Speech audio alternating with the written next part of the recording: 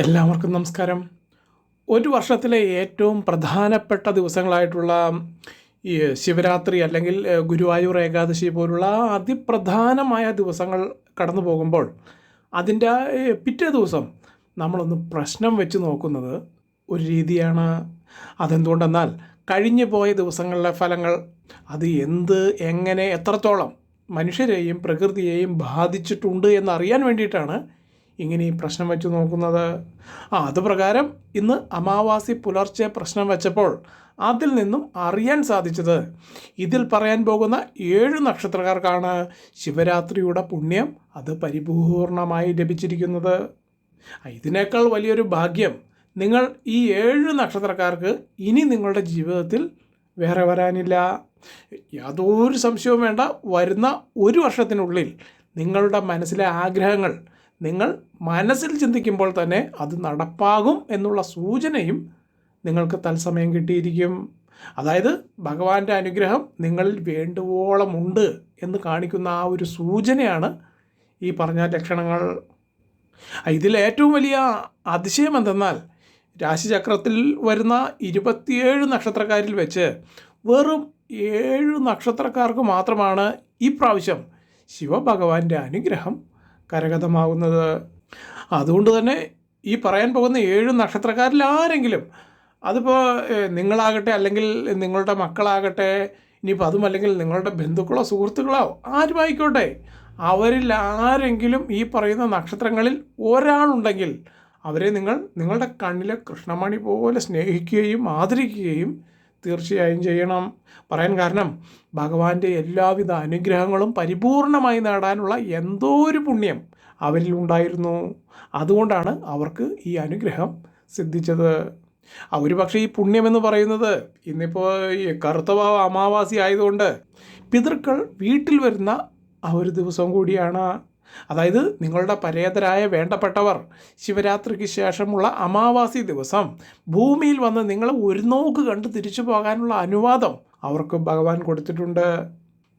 ഈ പറഞ്ഞത് കർക്കിടക മാസ അമാവാസിക്കാണ് ഈ പിതൃക്കൾക്ക് പരിപൂർണമായിട്ടുള്ള ആ ഒരു സഞ്ചാര സ്വാതന്ത്ര്യം ഭഗവാൻ കൊടുത്തിട്ടുള്ളതെങ്കിൽ പോലും പുണ്യപ്രവർത്തികൾ ചെയ്തിട്ടുള്ള ഇതിലെ ഈ ആത്മാക്കൾക്ക് ശിവരാത്രിക്ക് ശേഷമുള്ള ഈ കർത്തവാവിനും അവരുടെ ഉറ്റവരെയും ഉടയവരെയും വന്ന് കണ്ട് മടങ്ങിപ്പോകാനുള്ള അനുവാദം കൂടി ഭഗവാൻ കൊടുത്തിട്ടുണ്ട്.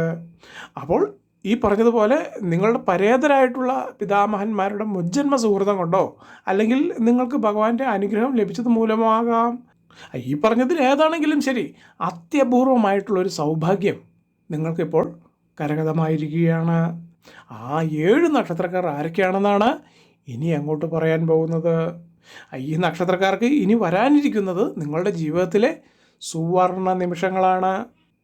നിങ്ങളുടെ ജീവിതത്തിൽ ഇതുവരെ നിങ്ങൾ അനുഭവിച്ച കണ്ണീരും കയ്പും നിറഞ്ഞ നാളുകൾക്ക് ഇവിടെ ഇതോടുകൂടി വിരാമമാകുന്നു. ഇത് പ്രത്യേകിച്ചും 3 വിഭാഗക്കാർക്കാണ് ഏറ്റവും വലിയ അനുഗ്രഹമായിട്ട് മാറുന്നത്. അതിലൊന്നാമത്തേത് കടബാധ്യതകൾ കൊണ്ട് നിൽക്കക്കള്ളിയില്ലാതെ വന്നവർക്ക്, രണ്ടാമത്തേത് രോഗപീഠകളാൽ വലഞ്ഞവർക്ക്, മൂന്നാമത്തേത് സ്വന്തമായി ഒരു വീടെന്ന സ്വപ്നം ബാക്കി നിൽക്കുന്നവർക്കുമാണ് ഈ പറഞ്ഞ ഏറ്റവും വലിയ ഒരു അനുഗ്രഹം ഭഗവാനിൽ നിന്നും ഇപ്പം ലഭിക്കാൻ പോകുന്നത്.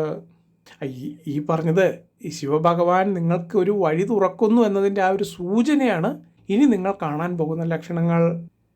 ഈ പറഞ്ഞ ലക്ഷണങ്ങളിൽ ഏറ്റവും പ്രധാനമായിട്ടുള്ളത് അപ്രതീക്ഷിതമായി കൈവരാൻ പോകുന്ന ഒരു ലോട്ടറി ഭാഗ്യം തന്നെയാണ്. മാത്രവുമല്ല അതിനോടൊപ്പം നിങ്ങളുടെ ശത്രുക്കൾ മിത്രങ്ങളാവുക, വിദേശയോഗം തെളിയുക എന്നിങ്ങനെ പല രൂപത്തിലും ഈ ഭാഗ്യം നിങ്ങളെ തേടിയെത്തിയേക്കാം.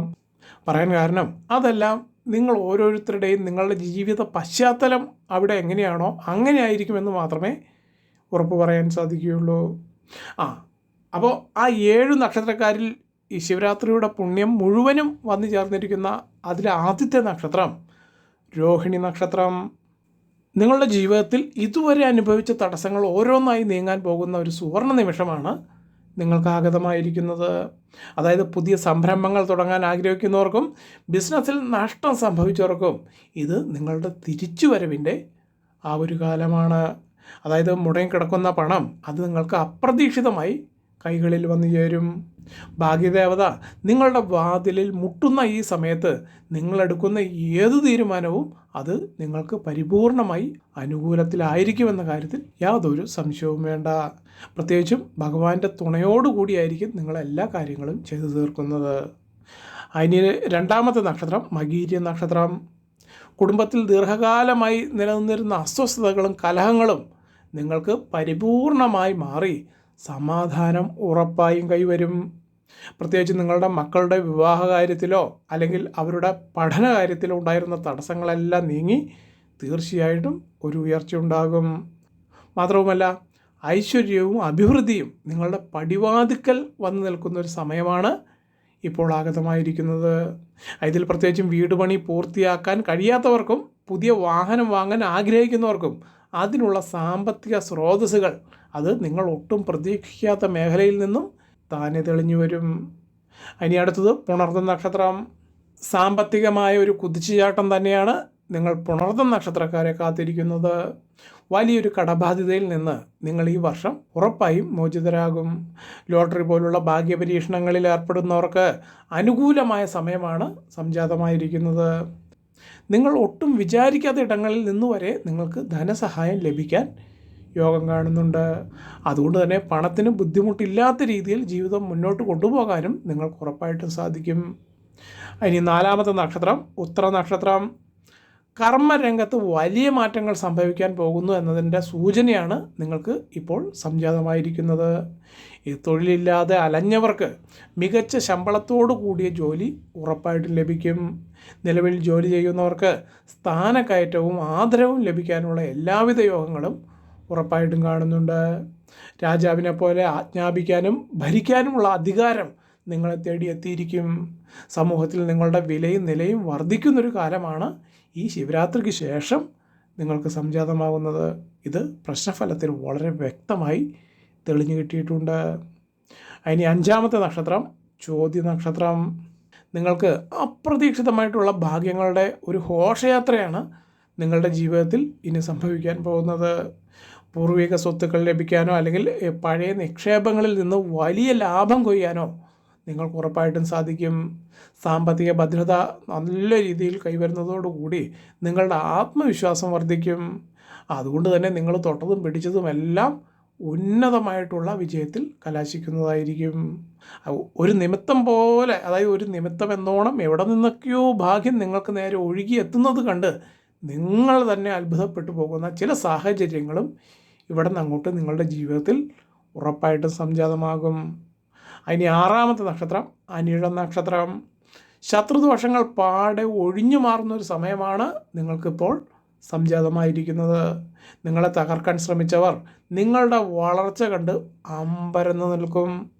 ആരോഗ്യപരമായ ബുദ്ധിമുട്ടുകൾ അനുഭവിച്ചിരുന്നവർക്ക് വലിയ ആശ്വാസം ലഭിക്കാൻ ഉറപ്പായിട്ടും യോഗം കൈവന്നു ചേരും. ഏതാപത്തിൽ നിന്നും ഭഗവാന്റെ അദൃശ്യമായ ഒരു കൈ നിങ്ങളെ ഉറപ്പായിട്ടും സംരക്ഷിച്ചിരിക്കും. അതുപോലെ തന്നെ ആഗ്രഹിച്ച കാര്യങ്ങൾ നിങ്ങളുടെ കൺമുൻപിൽ നടപ്പിലാകുന്ന രാജയോഗമാണ് നിങ്ങൾക്കിനി സംജാതമാകുന്നത്. ഇനി ഏഴാമത്തെ നക്ഷത്രം ഉത്രാടം നക്ഷത്രം. വിദേശയാത്രയ്ക്ക് ആഗ്രഹിച്ചിരുന്നവർക്ക് അതിനുള്ള തടസ്സങ്ങൾ നീങ്ങി പാസ്പോർട്ടും വിസയും കയ്യിൽ വന്ന് കിട്ടും. പുതിയ വീട് വയ്ക്കാനോ അല്ലെങ്കിൽ ഭൂമി വാങ്ങിക്കാനുള്ള യോഗം നിങ്ങൾ ഈ ഉത്രാടം നക്ഷത്രക്കാർക്ക് വളരെ വ്യക്തമായി കാണുന്നുണ്ട്. ഭാഗ്യപരീക്ഷണങ്ങളിൽ വിജയിക്കാനുള്ള സാധ്യത ഈ നക്ഷത്രക്കാർക്ക് വളരെ കൂടുതലാണ്. മാത്രവുമല്ല നിങ്ങൾ കണ്ണടച്ചു തുറക്കുന്ന വേഗതയിൽ നിങ്ങളുടെ ദാരിദ്ര്യം ഈ ശിവരാത്രിക്ക് ശേഷം പടിയിറങ്ങി പോകും എന്ന് തന്നെയാണ് വ്യക്തമായിട്ട് കാണുന്നത്. അപ്പോൾ ഇത്രയും കാര്യങ്ങളാണ് നിങ്ങൾ 7 നക്ഷത്രക്കാർക്കും വേണ്ടി ശിവരാത്രിക്ക് ശേഷം പ്രശ്നം വച്ചപ്പോൾ രാശിപ്പലകയിൽ നിങ്ങളുടെ ആ ദൈവാധീനം എന്ന രീതിയിൽ കൃത്യമായി നമുക്ക് തെളിഞ്ഞു കാണാൻ സാധിച്ചത്. ഇവിടെ എല്ലാ ശനിയാഴ്ചയും ചെയ്യുന്ന നവഗ്രഹ പൂജയിലേക്കും അതുപോലെ തന്നെ നിത്യവും ചെയ്യുന്ന ഗണപതി ഹോമത്തിലേക്കും അതുപോലെ തന്നെ ഭഗവതി സേവയിലേക്കും നിങ്ങളുടെ പേരും ജന്മനക്ഷത്രവും തരേണ്ടവർ താഴെ കമൻറ്റ് ബോക്സിൽ മറക്കാതെ തരിക. എല്ലാവർക്കും നല്ലൊരു ദിവസം ആശംസിച്ചുകൊണ്ട് നിർത്തുന്നു. നന്ദി, നമസ്കാരം.